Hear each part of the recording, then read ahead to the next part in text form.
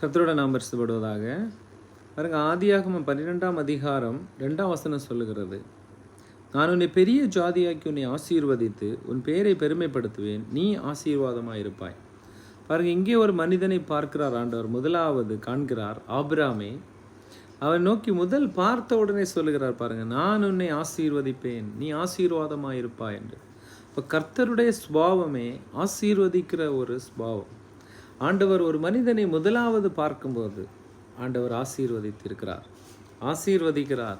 அவனுடைய தேவைகள் ஆசீர்வதிக்கப்படுகிறது, அவனுடைய தேவைகள் சந்திக்கப்படுகிறது. அவன் இந்த உலகத்தில் பாருங்க, ஆசீர்வாதத்திற்கும் ஆசீர்வாத குறைவிற்கும் வித்தியாசம் உண்டல்லோ. நாம் பாருங்க, தார்த்திரியத்திலிருந்து ஒன்றுமில்லாத நிலைமையிலிருந்து கர்த்தர் நம்மை ஆசீர்வதிக்க போதுமானவர்.